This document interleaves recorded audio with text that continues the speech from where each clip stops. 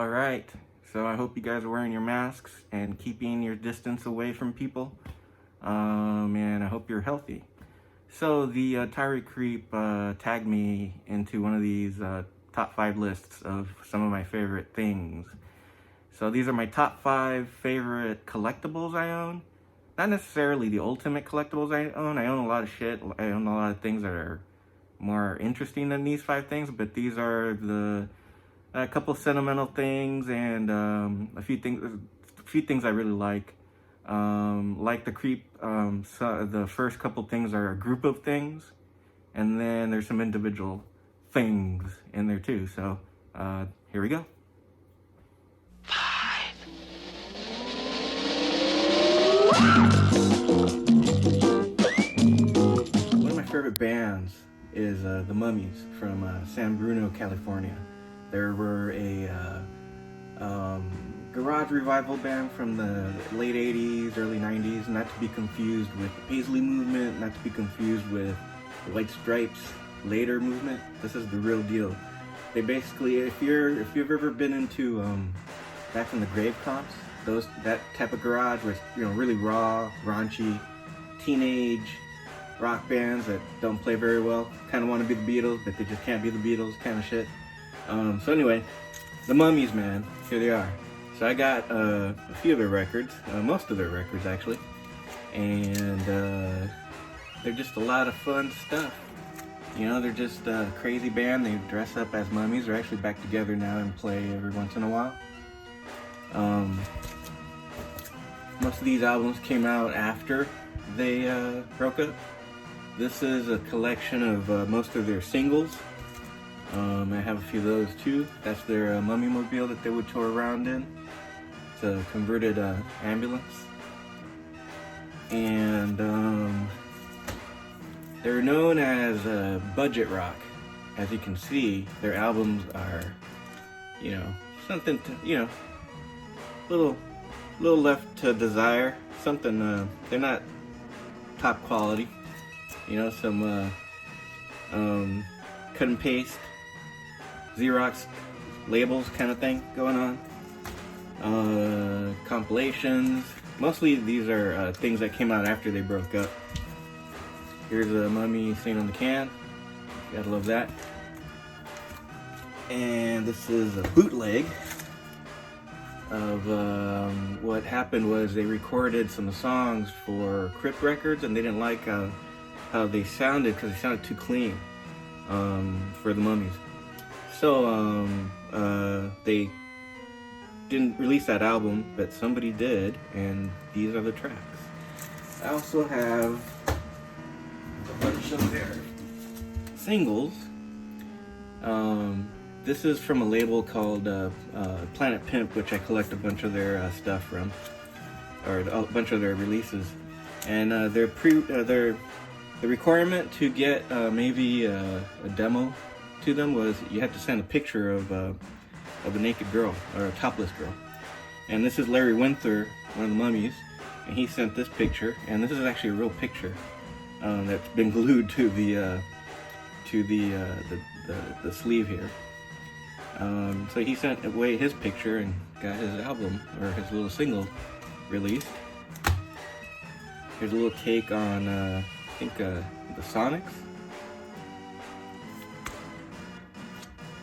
And here's one that came with the Play Their Own record. Here is Food, Sickles, and Girls. Turn that around because there's some boobs in there. And hopefully the YouTube police won't care since I don't monetize my videos. That Girl single. Great cover right there with the mummy mobile showing. This is a bootleg of the BBC sessions, Peel sessions. And this is actually the same one as this one.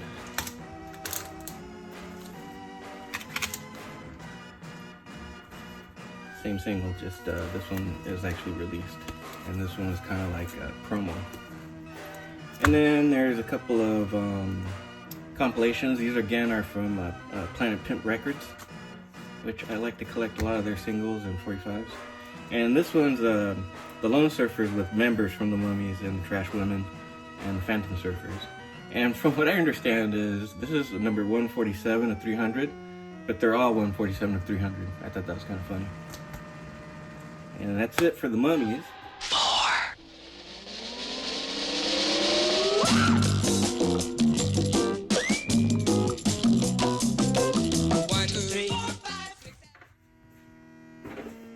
Ranko Monster carded collection. Actually, pretty much I like my whole Ranko collection.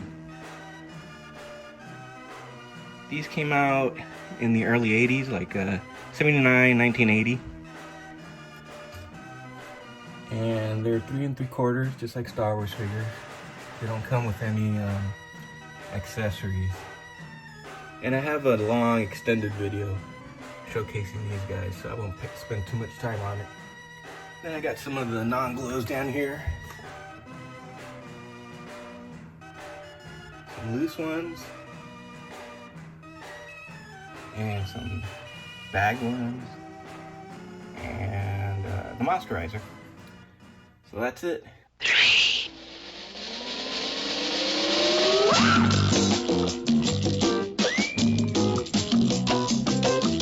Is this lunch pail that I had as a kid. I love this thing. It's got some great art. I had this when I was in kindergarten. I think that was like 77, 78.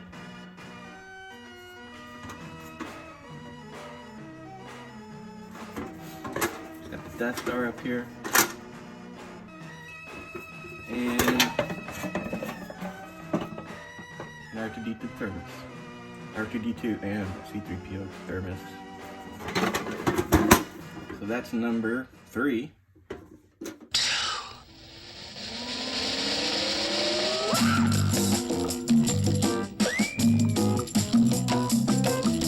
Number 2 is this record here, The Story of Star Wars. Actually, let me take this out.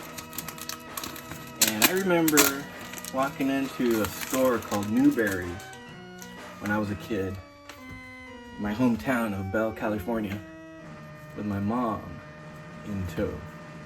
And they had this big rack in the middle with a bunch of dollar records.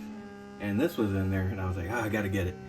And remember, back then, we didn't have VCRs, we couldn't watch, or DVDs, we couldn't watch any of these things over and over again. We watched it when it was available on the in theaters, and that was it. You wouldn't see it for years.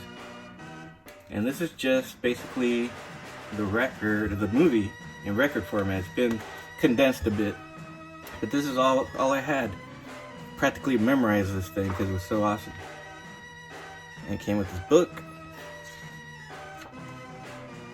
with some awesome pictures that really you didn't really have anywhere else. You couldn't really find any of these pictures. So stuff like this was like gold to us when we were small little kids. And in my old age, I've met a lot of people that this was their Star Wars. You know, they memorized this. They knew everything about Star Wars through this record. So it's kind of funny how it's become this item that everybody had as a kid. I just reminds me of my youth, so keep it around. I have a sealed version in my toy case as well. And that's the story of Star Wars. There's nothing else to wait for. Here we go to find out what is the number of the day. 1.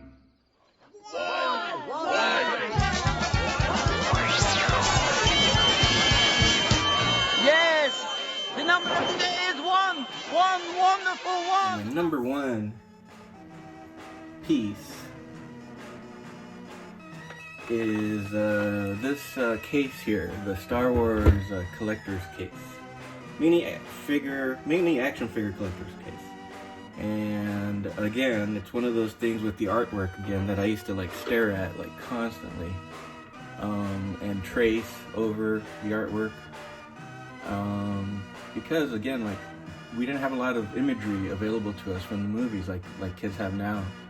You know, they can like watch Star Wars anytime they want. There's all these awesome books out there, and photos.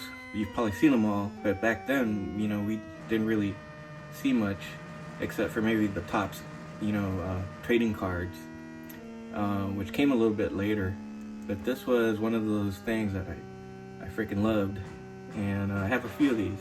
I have a sealed one in my toy case. So yep, number 1. This is it.